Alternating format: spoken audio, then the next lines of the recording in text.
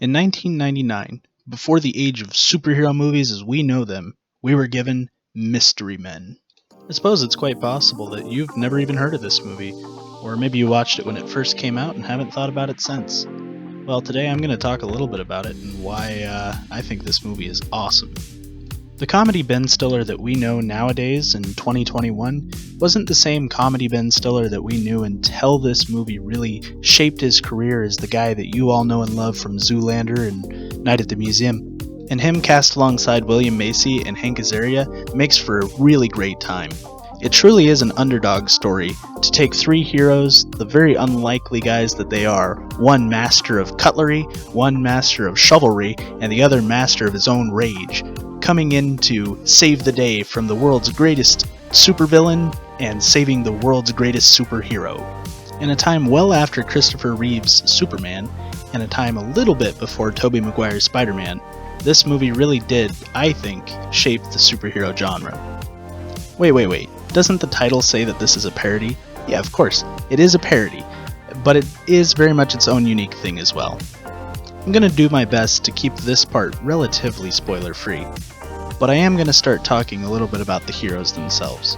The first hero in particular that I want to draw attention to is Captain Amazing, the world's greatest superhero, Superman himself in Champion City, I suppose, something similar to Gotham, is played by Greg Kinnear, and his deliverance of this character, who is a parody on corporate greed and a parody on consumerism, is absolutely incredible. Every moment with him on screen is really great, and he gets this incredible dialogue with our main villain, and it just makes this perfect marriage of good versus evil, but both still have a little bit of not so bad and not so good in them. Maybe not the villain. Okay, I correct that. Our villain Casanova Frankenstein, yeah, he's pretty dark. Let's talk Casanova Frankenstein, played by Geoffrey Rush, the man who played Barbossa, alright? Like, he's already kind of a well-known villain in our current day and age, but back then, this man didn't do anything like this. And let me tell you, there's not a moment that this guy's on screen that you're not completely glued to the tube. I don't want to talk too much about him because I think that you need to go and watch the movie and draw your own opinion, but man, he is great. Now for our main trio, I'm gonna go from what I think is the worst of them to the best of them, starting with Ben Stiller. Yeah, okay, his character is pretty good. I really like Furious as a character, but he struggles really when it comes to the comedy and he needs other people to let him be a better character. I think this is also drawn into like Night at the Museum territory a little bit. He needs Owen Wilson to really bring him to life. But I think that's okay. And I'm not going to completely take away from Ben Stiller in this movie. He was still a great time. I do dislike this romance thing that goes on in the movie between him and another character. It's not really my favorite, but it's not bad either. The second of our main trio is the Blue Raja, played by Hank Azaria. Let me tell you, this character is such a blast. He has this dynamic where he's living at home with his mom, and every single time that they're talking, you just kind of fall more in love with both of these characters. You see this mom who's struggling to understand her son, and this 40-year-old guy who's still living with his mom who's struggling to tell her about his phase of being a superhero. And the touching part that happens between him and his mom is actually probably one of my favorite scenes of the movie. Number one for us is the Shuffler, played by William Macy.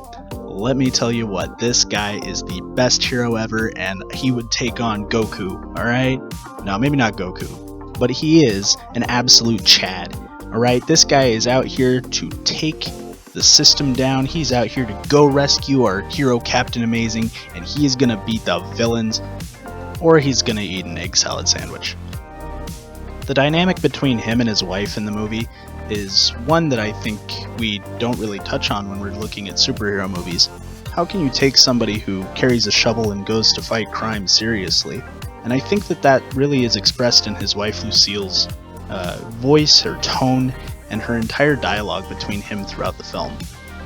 Yeah, I mean, let's face it, it ain't easy being a badass. Okay, look, there are other heroes, and I don't want to touch on them at all. I think you need to see this movie for those characters, and they really bring to light the main trio themselves. But I do want to talk a little bit about how the transitioning and visuals in this movie really paint the tone. There's these nice deep purples and dark blues and dark backgrounds, and they have kind of terrible CGI because this was 1999, and those color palettes really help them hide a lot of the flaws of the movie, or CG wise.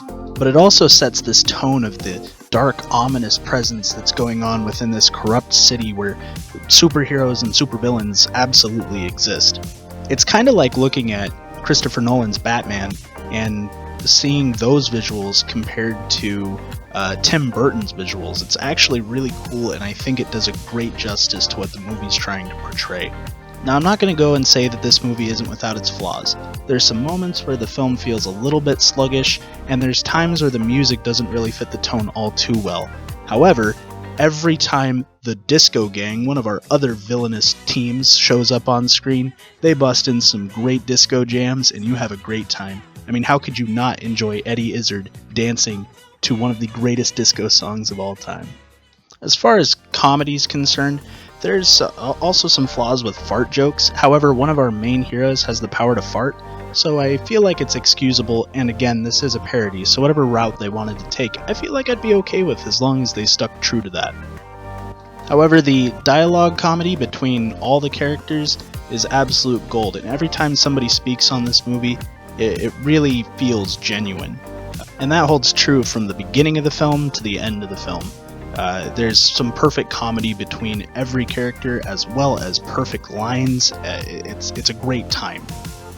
There's another really interesting fact to this film. The movie doesn't shy away from consequence, which I think is really cool. There's guns, there's death, there's things that actually happen, and the movie addresses those. And this is something that we don't really see even now in current superhero movies. And I think it really does a great job of that. It even approaches some levels of divorce and relationship problems and depression and coming into your own. I'm not trying to say that this movie is the greatest example of these themes, but I think it does a really good job at least addressing them and putting them into a movie that should otherwise maybe not have them. I think the true best thing about this movie is that it doesn't pretend to be anything that it's not. It came in knowing it was going to be a superhero parody. It came in knowing it was going to be a comedy. It came in knowing that it was going to deal with some things in life that we all deal with, and it completely owns it. It takes it for what it is and puts it into this perfectly wrapped package. If I'm saying anything at all, it's why haven't you gotten out of your seat and gone to watch this movie yet? Oh wait, sorry. Why haven't you pulled up some streaming software or went and bought it? It's not currently available on any of the streaming sites that I know of. But if it is in the future and you're watching this, please go watch this movie. Or if you have access to this movie, go watch it. It's such a fun time, and right now, I think we could all use a little fun, right?